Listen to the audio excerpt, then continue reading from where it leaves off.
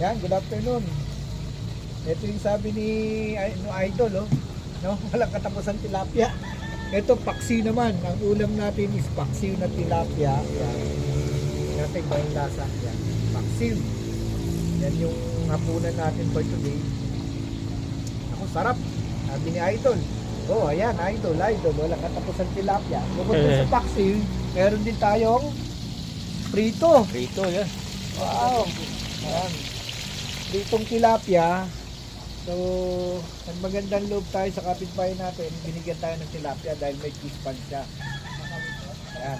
So, titikman natin yung ating niluto, paksiw na tilapia naman. Sabi ni Idol, yan, walang katapos ng tilapia. Ang sarap, Andy. Ha? Sarap. Yan, lasang tilapia. Sabi, good morning eh, hapunan to. Good afternoon. So, ito prito naman. I-prito natin. Although gaganyan lang, no? Pero, yan.